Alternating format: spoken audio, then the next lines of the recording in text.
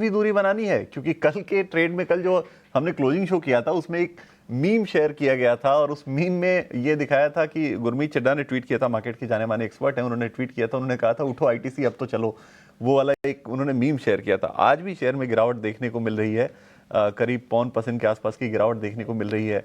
क्या यहाँ से भी दूरी बनाए रखनी है? नीलेश, आपसे मैं ये राय, इनफैक्ट नीलेश नहीं है हमारे साथ, मैं अंशु, लक्ष्मीकांत जी हमारे साथ जुड़े हुए हैं अभी भी लगातार, तो लक्ष्मीकांत जी से राय लेते हैं। लक्ष्मीकांत जी, क्या राय आपकी बनती है आईटीसी के ऊपर?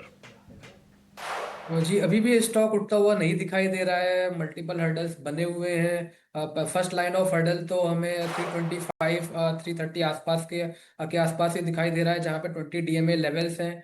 सो अब यहाँ जब तक यहाँ पर एक डिसाइसिव ब्रेक थ्रू 330 के ऊपर नहीं मिलता है, तब तक यहाँ पर मुझे लगता है सप्लाई प्रेशर बना रहेगा। और अगर आने वाले समय में अगर ये अपने जो इमीडिएट स्विंग लो है 300 के नीचे अगर फिसलता है, तो यहाँ से फर्दर सेलिंग प्रेशर हमें देखने को मिल सकता है।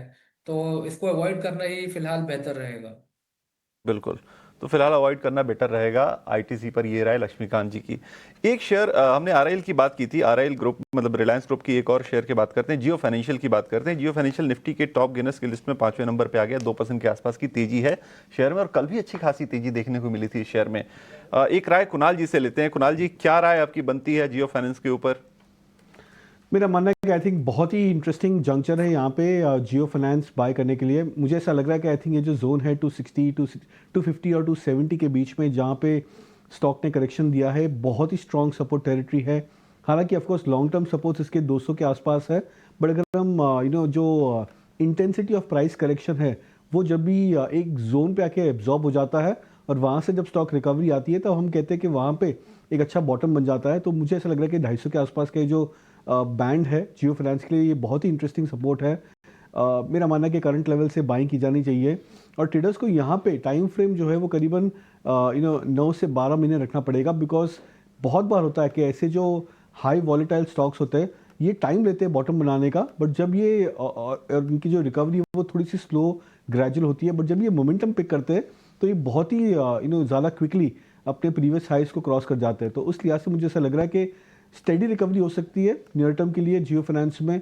270 275 का एक नियर टर्म टारगेट देख रहा हूँ, बट हायर साइड पे मुझे ऐसा लग रहा है कि स्टॉक 300 और 350 के लेवल्स को भी क्रॉस कर सकता है आने वाले 9 महीने और 12 महीने के टाइम फ्रेम पे।